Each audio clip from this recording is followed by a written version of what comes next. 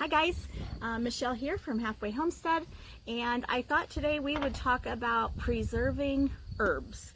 I just went out to the garden and harvested pretty much what I have left of my basil and what I have left of my thyme. And so I wanted to talk to you about the different ways to preserve those for later use. First, I want to show you though what I still have left from last year because I did all of this preserving. This is what's left of my parsley from last year, which I'm grateful because I could not grow parsley this year to save my life. I don't know what went wrong. I've never had trouble with parsley, but this year it just wouldn't germinate. I guess I got some bad seeds. I tried a couple different packages from different places, still wouldn't work, but I'm grateful to have this much left from last year. This is the thyme I have left from last year. You can see there's just not much in there. I go through a lot of thyme. Let's see. Rosemary, this is what's left from last year. Rosemary and thyme and parsley really are the ones I use the most. Let's see. This is the basil I have left from last year. It's actually a blue jar, so it probably looks a little bit weird. But I am grateful to have that. I did really well with basil this year. So then I'll start showing, oh, and this is the dill. This is the dill I had left from last year. These were the fronds that I dehydrated, and then I just kind of crushed them. And here are some dill stems and dill heads that I had left from last year. Those need to be used up. They smell a little funny. Might have to throw those to the chickens. Okay, so now I want to show you, this is this year's jar of celery leaves of what I've done so far. Love this little green lid. I'll show you these real quick. Have some other colored lids. My sister, so sweet, she ordered a box of jars for me, and they have these beautifully colored lids. Now you can't can with these, but they are perfect for once you open a jar to put that on and not have to deal with the ring and the flat. But also I use them for dry storage. So thank you, Amanda. I love these.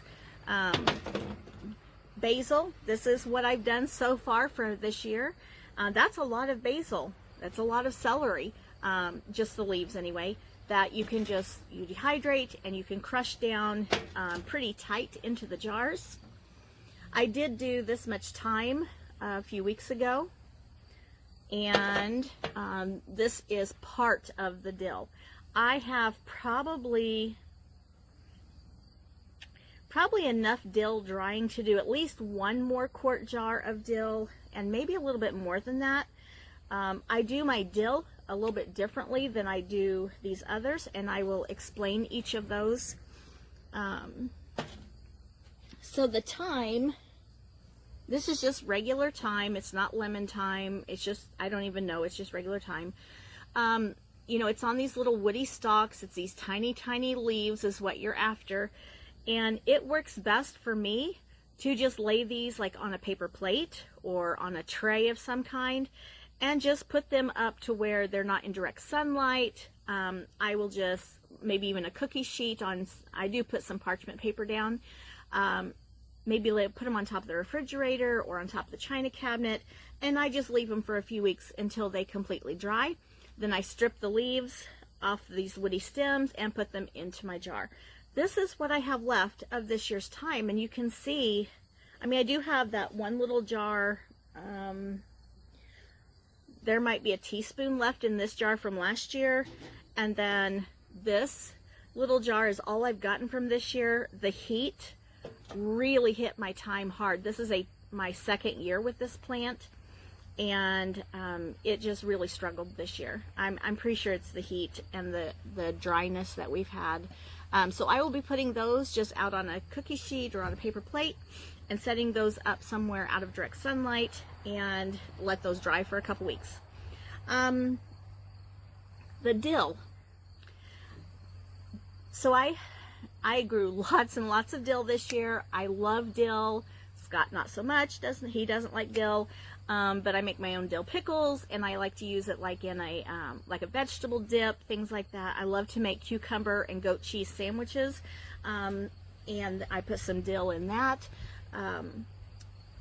The dill, I cut on really tall stems, cut down close to the ground, and then I lay, oh my gosh, I don't know, 15-20 stems into a Rubbermaid tub, and I'll throw in a picture at the end to show you what that looks like, because I still have 2 of those in the basement drying.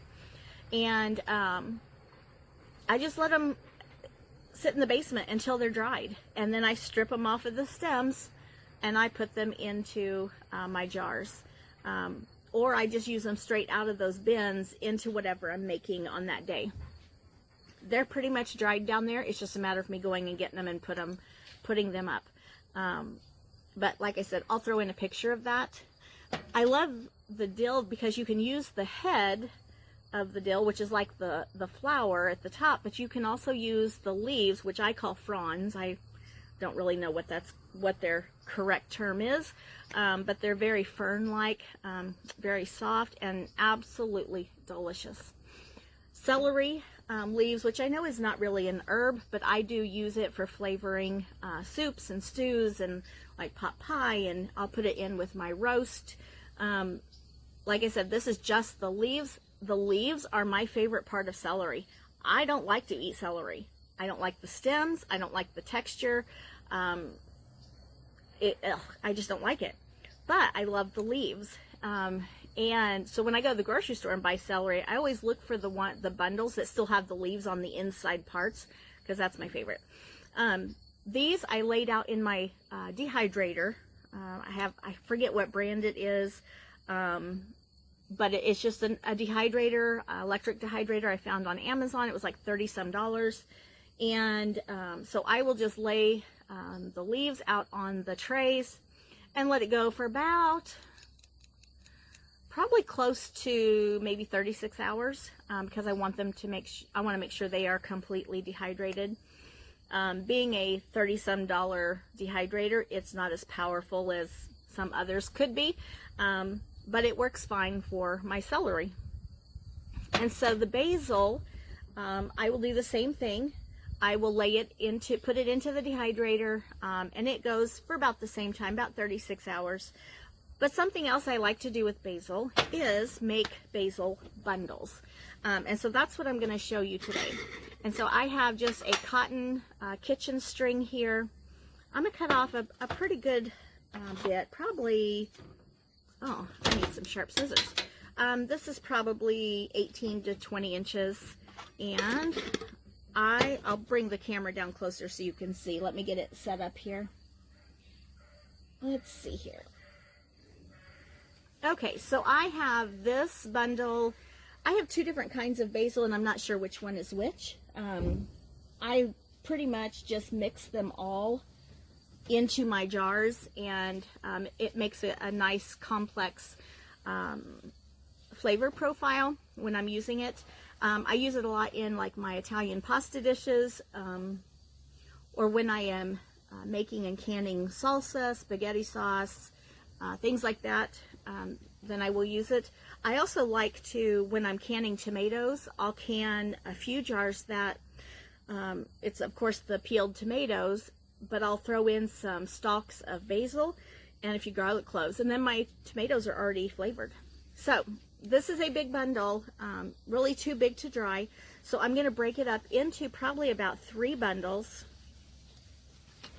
And I need to look through here and make sure there are no, that there's not any bug damage or bugs on the leaves. And it's hot out here. It's wilting really fast. Let's see. I thought I saw a leaf there's one. Yeah. I'm going to pull that one off and just set it aside. Okay. Then I'm going to let me see if I can get my camera down here closer so you can see. That might be better. All right, so I'm going to take this string, and first I'm going to make a loop for hanging.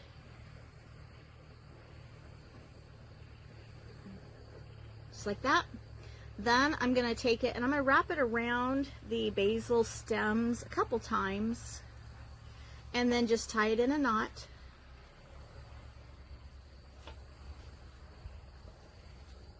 Okay, and then I will hang this up somewhere in the house, somewhere out of direct sunlight, somewhere, oh, there's another bad leaf, let me get that off, somewhere where there's good airflow. And I have a few of these bundles hanging in my dining room already. I'll show you where those are. I'll throw in a picture of those, and I'll show you these fresh ones hanging up because those need to come down and be processed. But that's what I'm going to do. So I'm going to do that with the rest of this basil, and then I will show you where I'm going to hang these and what the finished product looks like. So I'll bring you back in just a few minutes. Okay guys, I'm back. And so I wanted to show you, let me turn the camera.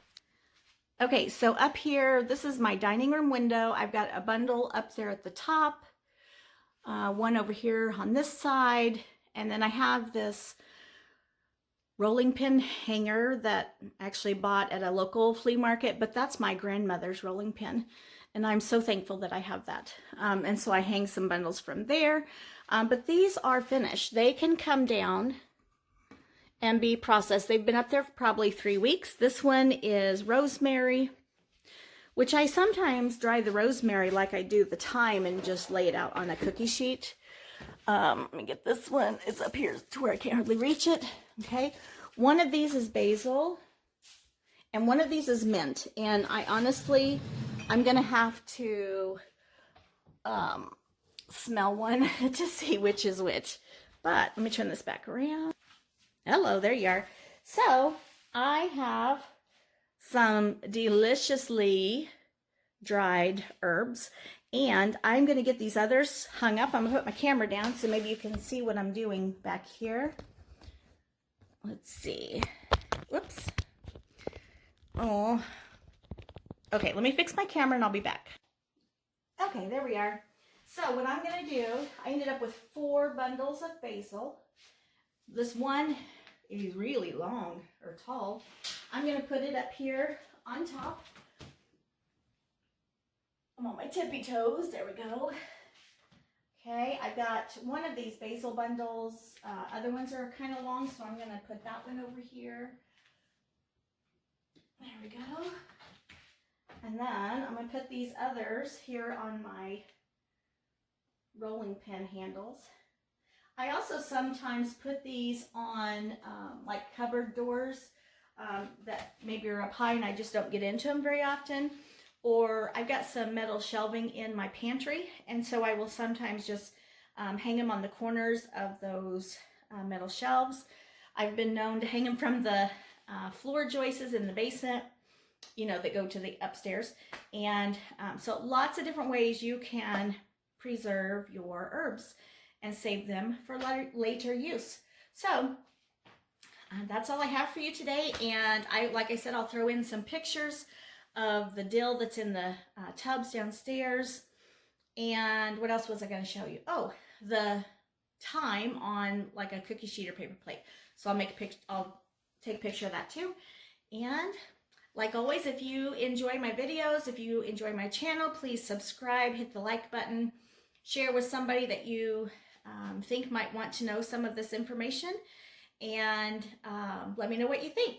So I bid you a good day, and I bless you. Take care. Okay, so I cleaned up all my herb stuff, and I thought, you know, I really need to talk to you about the advantages of each one of those methods and why I do what I do. And so disadvantage to hanging the bundles: they can get dusty. They take longer to dry. Advantages: they're beautiful and they smell good. And honestly, I like seeing them hanging up in my dining room.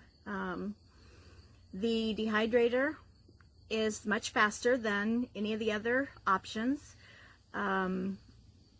It does heat the herbs, and so you lose a little bit of the nutritional value. although I can turn my dehydrator on a fairly low setting, and that helps.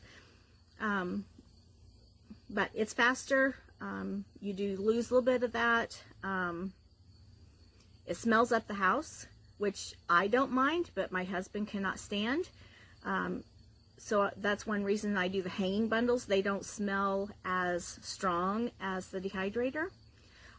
Laying the thyme out on the paper plate, it gets lost in the dehydrator. Those leaves are so teeny tiny, and you know, once they're dried, they fall off easy.